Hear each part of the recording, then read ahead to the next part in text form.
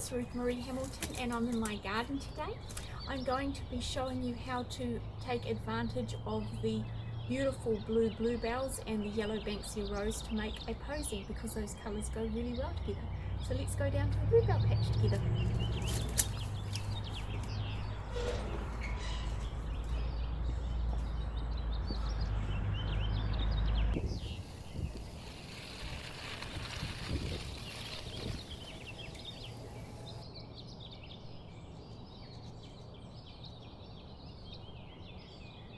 Bluebells make a really excellent choice if you want to make a traditional small English style spring posy, because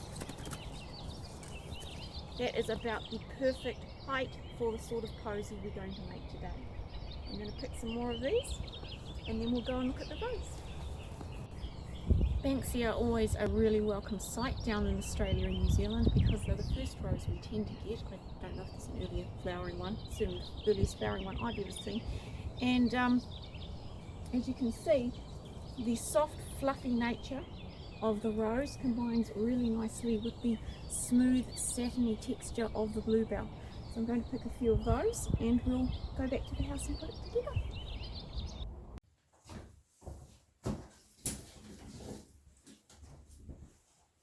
Here I am again inside and we're going to put this posy together. The posy I'm going to show you today is a very simple posy, but it is the foundation of all bouquets. So once you can do this, you will be able to make amazing bouquets that will wow your friends and they won't be able to believe that you didn't get them in a floristry. The three basic tools you're going to need if you want to make amazing bouquets, very simple. You need a pair of scissors for wrapping, you need a pair of pliers, and you definitely need a pair of secateurs. Right, so here we go. We're going to start with our greenery, and you want, it doesn't matter what you use for greenery, it needs to be something that's not going to die within 5 minutes, but we're going to get the first piece of greenery and that's going to be held straight up. And you want to calculate where your bouquet is going to go, and you want to make sure that you don't have greenery below the water level, because that speeds up rot and that means your bouquet will die a lot faster. So you take your first piece of greenery and that is held straight up. Your second piece, this is a little bit counterintuitive, cross it. Now you can go either direction, it doesn't matter. It usually comes down to whether you're a lefty or righty, whichever way you like to go. Get your third piece and cross that. What we're aiming for is to create, it should look like a teepee, your first thing. What we're creating here is a spiral, and this is going to give us that lovely structure that professional bouquets have. So it does take a little while to learn this. It's a little bit of a different piece of greenery. When you get a piece of greenery that's not straight, what we're aiming for, because we're creating a posy, is we're aiming for a lovely round structure. So sort of look at that and think where it would most enhance the line of your posy. So I'm going to put it there. Keep your greenery all at the same level. We are making a posy, not a front-facing bouquet. So just bear that in mind.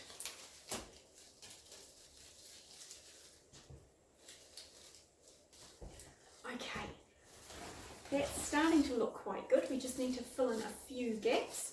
A lot of florists will actually use a mirror at this stage just to sort of give themselves a bit of perspective. They'll just hold that up to a mirror. I just know there needs to be another piece there when I'm using the camera as a mirror. And you can just look at it, but sometimes it's helpful to get some perspective. Just tear off the bottom stems. Very important. Okay, I'm really happy with that. We're now going to build up the flowers. What we look for with the flowers is we want to put the big ones in first, because they are going to be harder to put in as the bouquet progresses. I do not like little stalks sticking out. I think it's very untidy, so remove those. The Banksia rose is reasonably difficult to arrange because it grows in great big long vines, sort of. It's not like your standard rose, but it's so pretty. It's really worth working with. So there are two kinds of Banksia rose when we cut it. I mean, it's the same rose, but you get these short stumpy bits which make lovely structural flowers to your bouquet, and that's how I'm using them. Sometimes you have to move these around, so just keep working with it. What we're going for here is we're going to just sort of fill out the posy. So we want it to look, it's pretty much, we're doing the same thing we did with the greenery. We're spiraling in the same direction we went with the greenery. We want this sort of covered evenly, and we're going again for that round shape. And these are the short stumpy pieces of Banksia rose that I'm using to fill this out. And at the end of the posy, I will show you how we're going to use those long ones in a really fun and artistic way to give it a lot of drama. But I'm just going to finish filling out the posy with these short stumpy roses at this point. I think that's absolutely gorgeous. That's got a lovely round, even feel to it. That's what we're going for. Now, you'll see why we use the long spiky ones later. They can just be threaded into the bouquet. Start sort of at the center and work your way out. And you can't really see this, but I am still using that spiral. It's becoming easier because when you use the spiral, you create a structure that sort of holds the flowers up. So again, it's a very simple design. We are moving evenly across the posy. Now, of course, you can do far more complex designs. Stalk, I'm not having that, yuck. But this is a really good way to start. Get about 2 flowers. One needs to be sort of a little bit more of a complementary flower, and one is sort of the superstar because it just makes your design easier. As you can see, the Banksia rose is sort of the superstar here, and the bluebells are really complementing it. And if you're not really confident with colour, contrast is usually a good, safe bet. That's just really exciting. The cool tones of the blue and the warm tones of the yellow are really, really pretty. And the other thing you can do is you can look at people's arrangements online, and you can take inspiration from the way they put colours together. Remember that floristry is primarily about principles. This is not a recipe for a posy. This is just what I happen to have in my garden. But really, you can use any combination of flowers that look nice and follow that principle of a superstar flower and a complementary flower. Okay, I'll be back in a minute. That is already looking absolutely gorgeous, if I do say so myself, and I'm really happy with that. But what I want to do is I want to add a little bit of drama. So I have some very long Banksia rose pieces here, and you don't have to do this, but I'm going to. When you look for inspiration in your garden, how you're going to arrange a piece, it can be really handy. I'm taking a piece of wire here.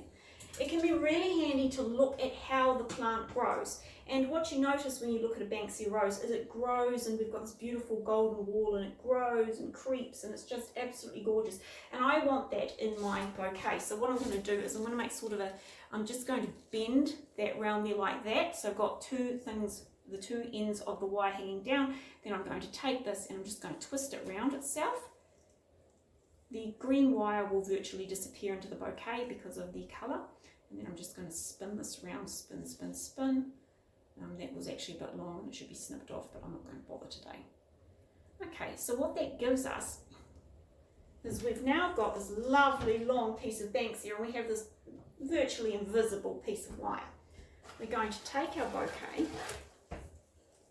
and we're going to create a lovely, lovely hoop.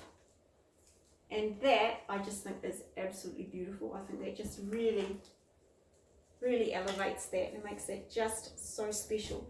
I'm going to make a few more of those loops and I'll show you when I've put them in. There we go. I've added a second loop and I've just had a little piece stick out here that balances it. So I'm very pleased with that. If this was going to be just an arrangement around the house, I would put it straight in a vase. I personally don't like a lot of wrap on my flowers around the house, but wrap is really, really good for when you do a presentation or a gift.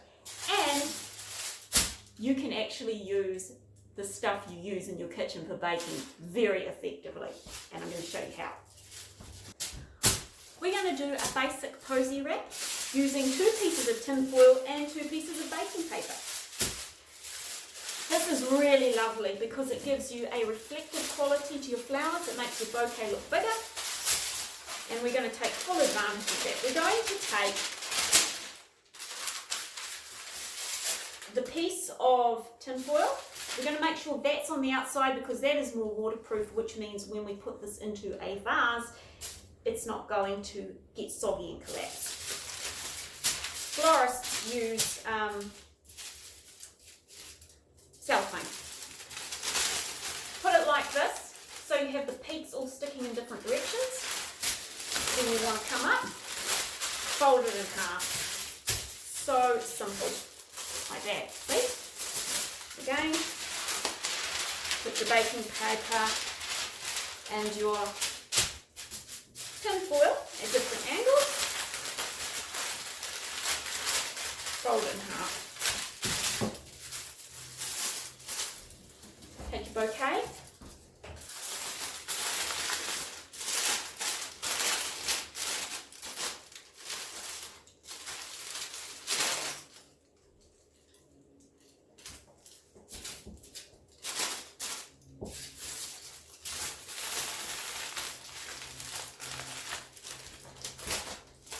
Voila, looks like something you get in a floristry, and that's just garden flowers and bits of baking paper. I'm going to show you how to finish it off now.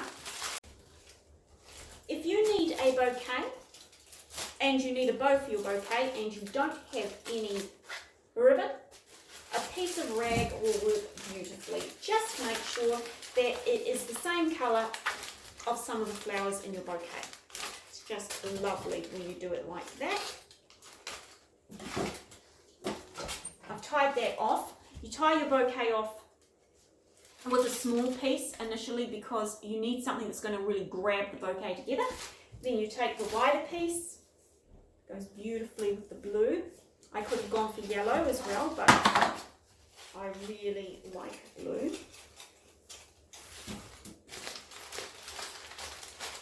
It's just simple. You just tie a great big happy rag bow on your bouquet. Just play around with it. It looks lovely.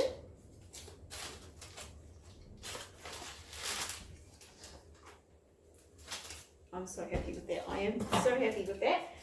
Take your secateurs and snip it off. Snip on an angle because you don't want your stalks to be flat against the bottom of the vase. Then they can't get water and they will die. Just clean up any little ends. And for the cost of a bit of rag and a few bits of baking paper that most of us have in our kitchen, I have created a bouquet that you would have to spend at least $45 to get in a floristry, which is a lovely gift, and everyone loves flowers. So go out there and find flowers in your garden or the local flower farm or even supermarket flowers. And until next time, stay creative. Bye-bye.